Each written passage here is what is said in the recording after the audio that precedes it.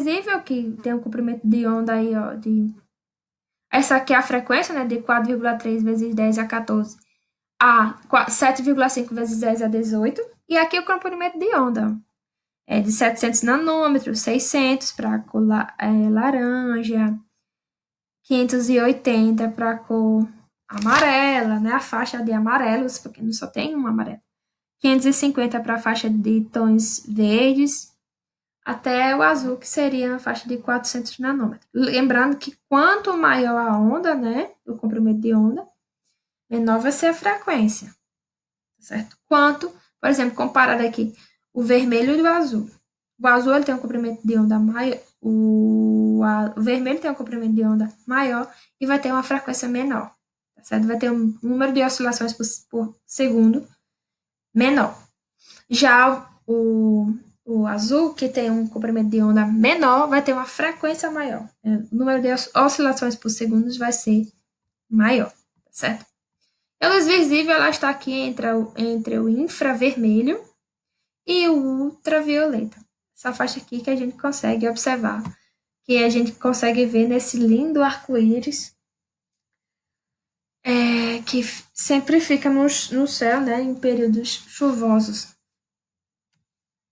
E aí, como eu falei para vocês, as ondas elas também podem estar nesse espectro aí que a gente chama de infravermelho, que infravermelho quer dizer abaixo do vermelho, tá certo?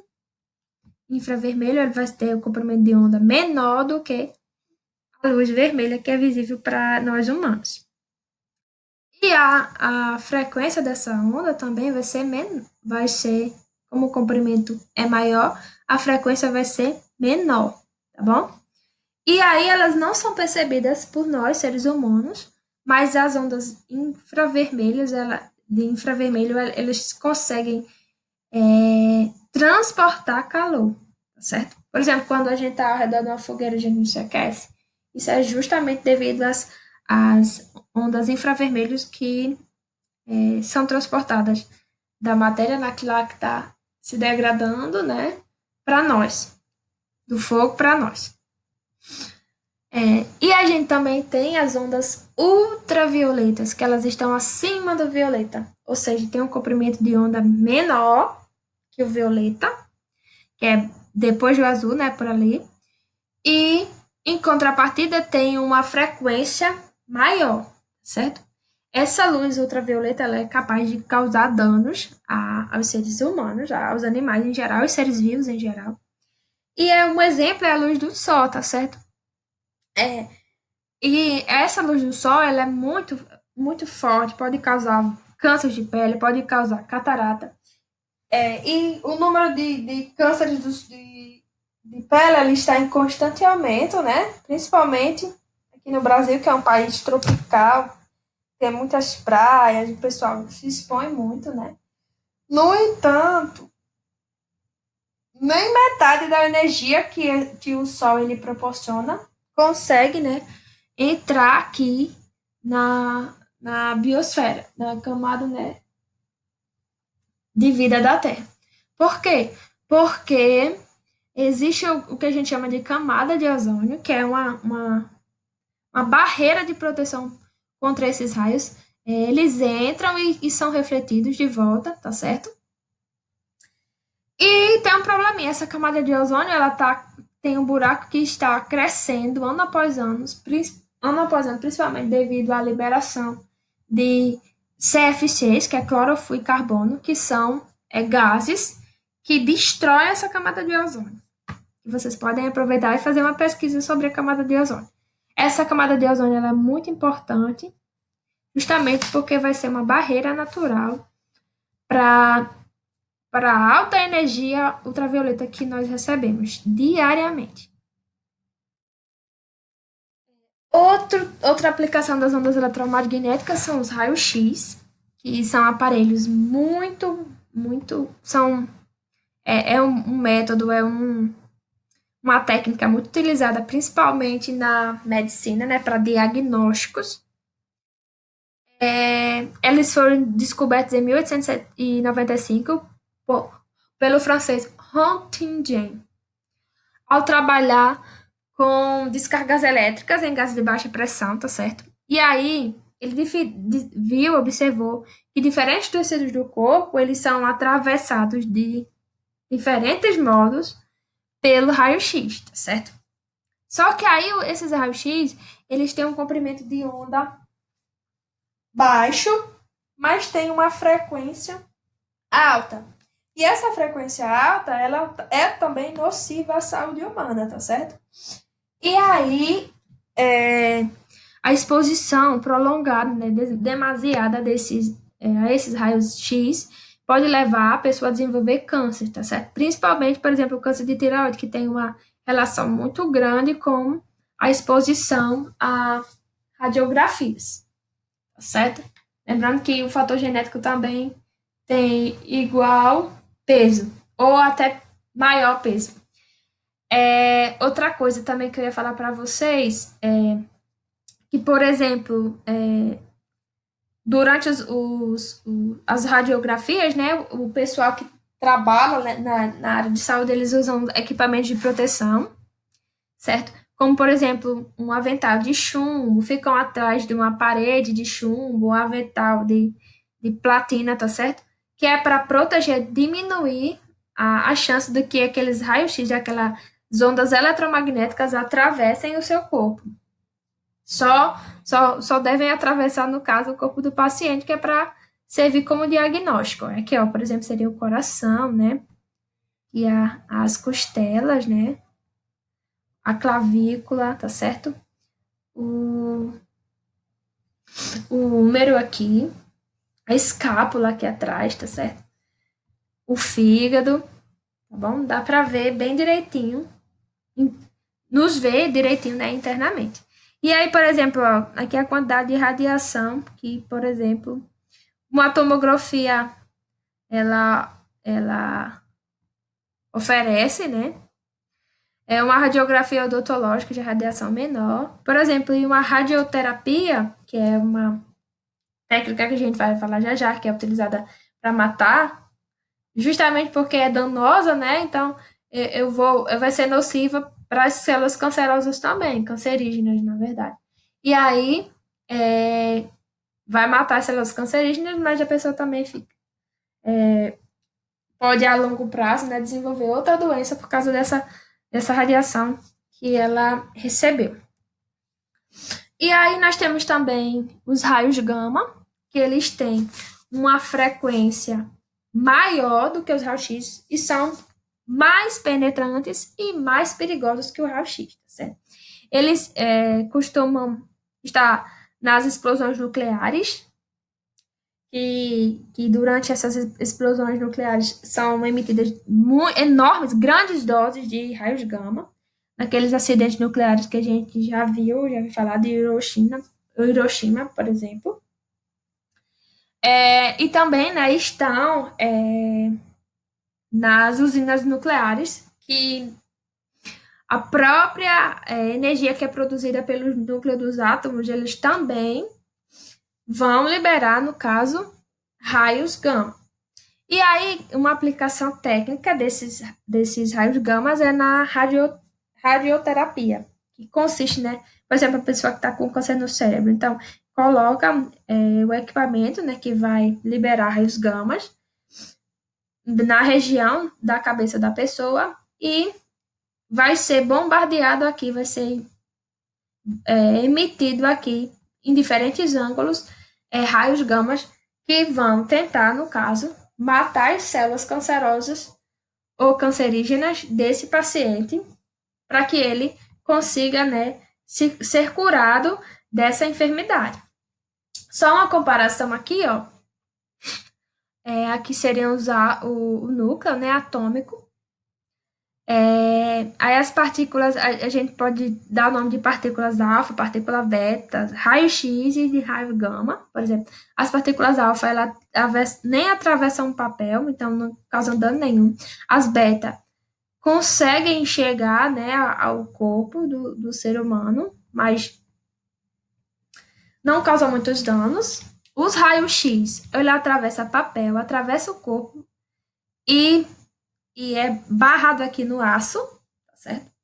E os raios gamas, ó, o que é que acontece? Ó? Eles atravessam o papel, atravessam o corpo, atravessam o aço. Então, eles só vão parar aqui no concreto, tá certo? Por isso que, geralmente, nesses equipamentos que trabalham com radioatividade, né, geralmente tem paredes de aço revestidas por concreto. E aí a gente vai voltar a falar dos modelos atômicos, que a gente já viu, né? Desde a primeira aula, a gente viu o modelo atômico de Dalton e na aula passada o modelo atômico de Rutherford. E agora a gente vai ver o modelo atômico de Bohr, que é o mais completo, digamos assim. E aí, Bohr, ele fala, né, que existe o que a gente chama de espectros atômicos. Essa luz visível, se ela for passada em um prisma, ela vai se decompor em diferentes cores, que é o caso dessa animação aqui. Então, tem uma luz branca, uma luz do sol, coloco num prisma e eu vou decompor essa luz branca em diferentes cores, tá certo? E ele também fala no espectro atômico, tá certo? Que seria, por exemplo, quando eu coloco uma lâmpada de gás em um prisma, e em vez de eu ter várias cores, eu vou ter cores, vou visualizar cores somente de algumas frequências de luz visível, certo? E cada um dos elementos químicos, por exemplo, se eu usar uma lâmpada de gás contendo hidrogênio, eu vou obter isso aqui, essas cores. Se eu utilizar uma lâmpada de gás hélio, eu vou obter essas cores. Então, vai ser decomposto o hélio nessas cores, o neônio nessas cores e o mercúrio nessas cores, tá certo? Só para a gente visualizar aqui melhor, uma luz solar, uma lâmpada incandescente, né? Vai atravessar o prisma aqui e eu vou ter um espectro contínuo de cores. Já, por exemplo, se eu usar um gás quente, uma lâmpada de gás quente, com diferentes gases, diferente gás, não, diferentes elementos químicos, hidrogênio, hélio, neon ou mercúrio, eu vou ter diferentes espectros de emissão. Isso vai depender e que gás eu vou estar usando nessa lâmpada, tá bom? E aí, Bohr, ele postulou, né, o seu modelo atômico em 1913, e ele falava que os elétrons se movimentavam ao redor do núcleo numa trajetória circular e em camadas, tá certo? Essas camadas a gente vai ver mais na frente. São 7 camadas de K a Q, tá certo? Onde cada uma dessas camadas, elas estão, digamos aqui, possuem um determinado nível de energia, tá certo?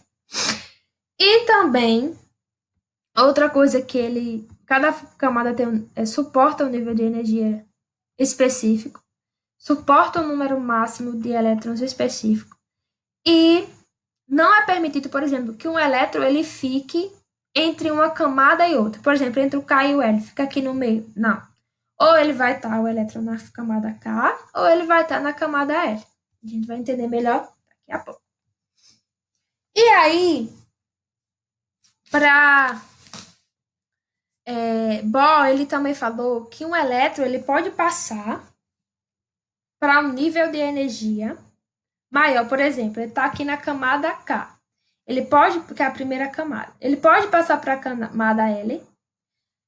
E para isso, ele precisa ser excitado, ou seja, absorver energia.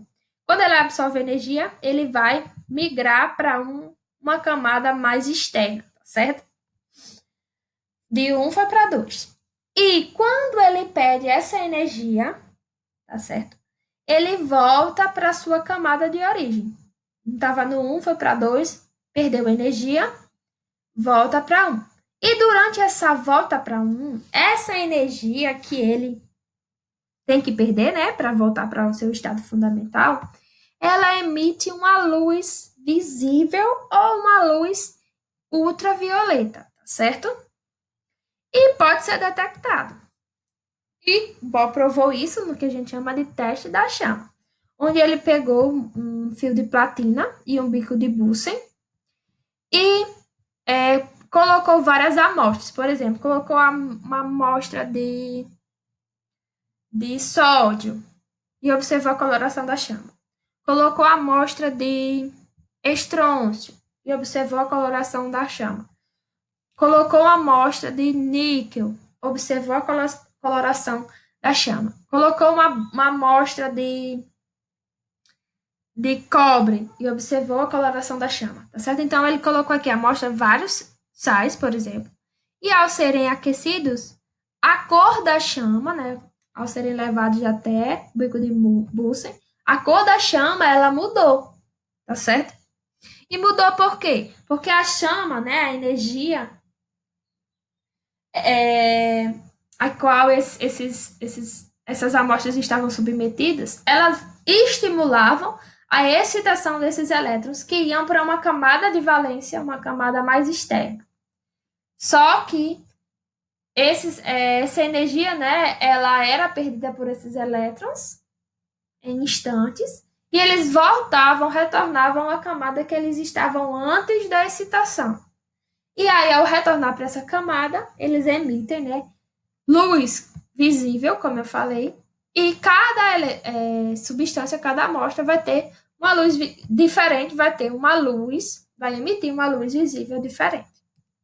E aí a gente usa, né, essa tecnologia para produzir esse conhecimento, para produzir os fogos de artifícios, tá certo? Então, como é que funciona isso? Eu vou misturar a pólvora do elemento químico que eu quiser, por exemplo, se eu quero uns fogos azuis, então eu coloco cobre, tá certo? E aí, quando a pólvora ela foi queimada, essa energia da queima da pólvora vai excitar os elétrons de cobre que está presente, né, na mistura da pólvora e vai fazer com que eles saltem para uma camada de energia mais externa. E ao perder essa energia, eles vão retornar para a camada onde estavam e vão emitir a luz azul.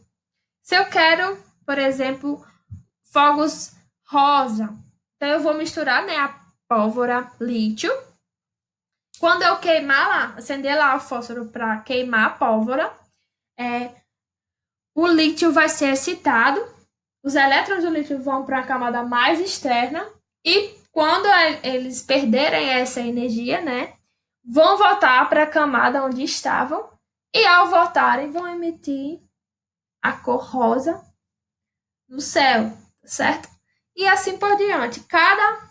Quando vocês verem os fogos de artifício, ó, por exemplo, o sódio é a corzinha amarela, o cobre é azul, o cálcio, tipo esse dourado, o estrôncio, o vermelho, tá certo? E aí cada um tem uma cor. Então, quando vocês observarem, né, o espetáculo de virada de ano, né, Réveillon, vocês agora vão ver que cada uma daquelas cores significa que é um elemento químico diferente que foi misturado à pólvora. E aí, gente, partindo desse princípio de excitação e volta ao estado fundamental que os elétrons têm ao serem expostos, né, a uma fonte de energia, é que, por exemplo, a gente tem esses luminosos diferentes, tá certo? Aqui nós vamos ter o gás neônio, que ao receber a energia, ao ser conectado à energia elétrica, vai excitar este neônio, desculpa. E aí o neônio vai para uma camada mais externa, e quando ele perder energia, ele vai voltar no seu estado fundamental e vai emitir, né, essa coloração bem, meio que dourada, bem legal, né, que é dar um destaque nos luminosos, né, de lojas, de marcas, por exemplo. Nós temos também essas lâmpadas, né, que funcionam, as lâmpadas fluorescentes que funcionam com mercúrio, tá certo? As lâmpadas fluorescentes também partem do mesmo princípio, né? O mercúrio que está nelas era aquecido através, né, da eletricidade, recebia a corrente elétrica, era excitado, certo? E voltava para o seu estado fundamental e emitia aquela luz branca, né? E no caso aí, essa luz amarela, né, que é uma lâmpada de vapor de sódio, do mesmo princípio, a eletricidade estimulava com que os elétrons do sódio ele ficassem excitados, iam para uma camada mais externa, quando perdeu essa energia, voltavam para o estado fundamental, e aí se visualizava nessa luz amarela. As lâmpadas incandescentes, fluorescentes, na verdade, elas foram substituídas, né, estão sendo substituídas pelas lâmpadas de LED, que não tem, né, o mercúrio já em sua composição, e tem uma vida útil maior e um consumo de energia menor. E aí nós também temos essa técnica utilizada para esse princípio de excitação e volta ao estado fundamental dos elétrons para produzir teclas e ponteiros fosforescentes, tá certo? Só falando o que seria, antes de falar de fluorescência e fosforescência, falando um pouco sobre o que seria luminescência, que é a capacidade, né, de absorção de ondas ultravioletas ou de outras ondas eletromagnéticas que se convertem, né, na capacidade de emitir luz visível. Aí a gente tem a fluorescência, que consiste na emissão imediata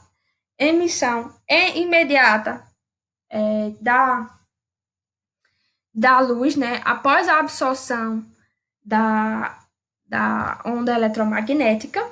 E a fluorescência a gente consegue ver nessas lâmpadas fluorescentes e também, por exemplo, nas placas luminosas, em coletes luminosos, que são utilizados, né, para a segurança de pessoas que trabalham sinalizando obras, por exemplo. E nós temos a fosforescência, que é quando a emissão da luz, ela vai demorar um pouco de tempo para acontecer. Esse tempo pode ser segundos ou até mesmo horas. Por exemplo, às vezes a gente apaga uma luz, aí na tomada, né, no interruptor, ele fica verdinho por algum tempo, né? Depois de horas, né, ele começa de algum tempo ele começa a ficar verdinho, tá certo? O mesmo princípio, por exemplo, nos relógios, a fosforescência que a gente consegue observar, por exemplo, brilhando durante a noite. E essas pulseirinhas, né, que estão super na moda nas baladas, que conseguem também fosforescer. E aí, voltando a falar sobre química pura, mas estávamos falando ainda, né? Mas voltando a falar sobre a distribuição atômico de Bohr, ele, como eu disse para vocês, vai levar os elementos químicos, organiza, né? Os elétrons eles estão distribuídos em camadas ao redor do núcleo, e cada uma dessas camadas vai comportar o número máximo de elétrons. No caso, a K vai comportar 8 elétrons, a L. Opa! No caso, a K vai comportar 2 elétrons, a L 8 elétrons, a M 18, a N 32, a O 32, o P 18 e a última camada, que é o Q, 2 elétrons, tá certo? Por exemplo, se vocês pegarem a tabela periódica de vocês e procurarem, por exemplo, o hidrogênio ele só tem um elétron. Então, ele vai estar, né? Esse um elétron vai estar aqui na camada K, que pode ter até 2. O lítio vai ter 3 elétrons, então eu vou colocar 2 elétrons na camada K e apenas um elétron na camada L. No livro de vocês, na página 68, tem exemplos de distribuição eletrônica do hidrogênio até o magnésio, tá certo? Então, sugiro que vocês façam essa distribuição eletrônica, levando sempre em consideração ao número de elétrons que cada camada comporta, e também vai estar aí no livro de vocês, tá certo? E tem outro detalhe também. Você sempre tem que colocar o número máximo de elétrons que a camada permite, tá certo? Por quê? Porque para ficar naquele estado fundamental, há uma tendência dos elétrons eles ocuparem camadas de baixa energia, ou seja, eu tenho 8 elétrons. Então, eu vou colocar 8 não, vou colocar 10. 10 elétrons. Vou colocar aqui 3 na K e 7 na L. Não pode. Por quê? Porque na K só suporta 2. Então, você tem que colocar 2 na K e 8 na L. Se eu tivesse, por exemplo, até aqui na M, deixa eu ver. 2 com mais 8, 10, 28, 29 elétrons. Eu iria colocar 2 na K, 8 na L, 19 aqui na M eu poderia colocar? Não. Por quê? Porque na M eu só comporto 18. Então, eu colocaria 18 aqui e 1 na N. Tá certo? Lembrem-se sempre disso. Colocar o número máximo de elétrons em cada uma das camadas, tá certo? E lembrando que quanto mais interna a camada, digamos assim, melhor, mais os elétrons eles se sentem confortáveis, tá certo? Lembrando que quando eles são excitados, por exemplo, esse aqui que vinha até o N, um eletrãozinho que ficou no N, né, no exemplo que eu dei, ele iria para a camada O. E aí, quando perdesse a energia, ele voltaria para a camada N. E aqui, né, nessa volta, é que apareceria, né, o feixe de luz visível. Voltando a falar sobre a tabela periódica, os elementos químicos, eles vão ter uma relação forte na posição que eles ocupam, né, na tabela periódica. Por exemplo, Se você fizer a distribuição desses elementos aqui, que a gente chama de elementos representativos, de hidrogênio até hélio, por exemplo, esses grupos, essas famílias, vocês vão observar, por exemplo, que todos os elementos químicos que estão na família 1 aqui, no grupo 1, eles vão ter na sua última camada apenas um elétron. Todos que estão aqui na camada 2, no grupo 2, quer dizer, desculpa, camada não, no grupo 2, na família 2, vão ter 2 elétrons na sua última camada, certo? E aqui da mesma forma, todos estão no grupo 13, vão ter 3 elétrons na última camada. Ah, professora, por que não é 13? Porque o número máximo de elétrons permitido, independente de qual seja a última camada desse elétron, é 8, tá certo? Não quer dizer que todos estejam na camada L. Quer dizer que a última camada de qualquer número, de qualquer elemento químico, ela vai ser de, no máximo, 8 elétrons, tá certo? No máximo, 8 elétrons. Por exemplo, se for, por exemplo, na camada Q, não, que só comporta 2. Se eu vim até aqui, na camada P, eu vou ter, no máximo, 8 elétrons, tá certo? Se for a última camada do indivíduo.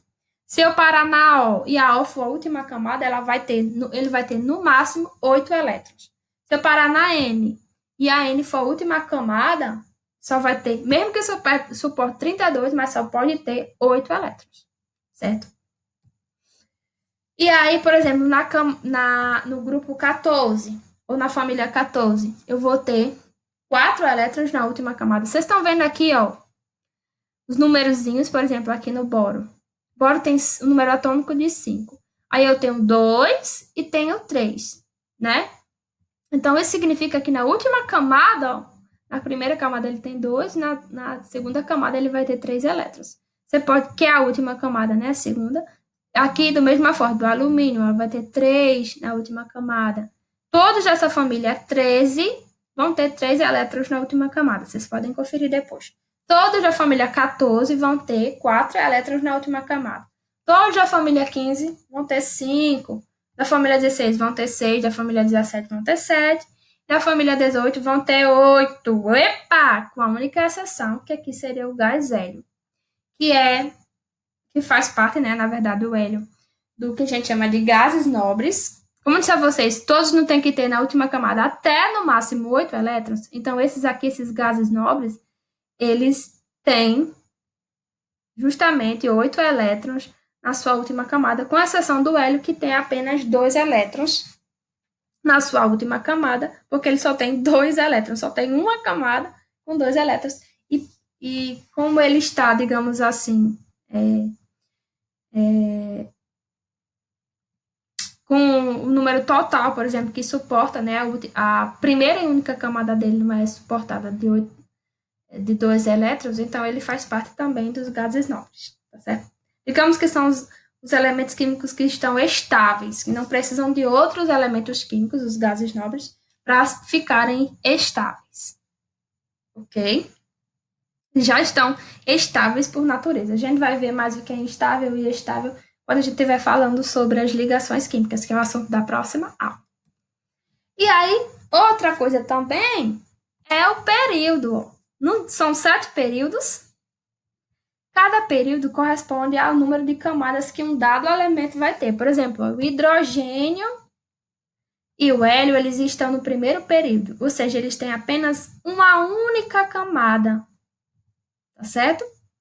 Hidrogênio com um único elétron e o hélio com 2 elétrons na única camada que eles têm.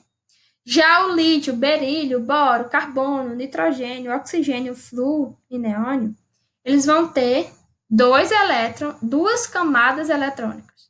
No caso do lítio, uma com 2 e a K com 2 e L com 1 elétron.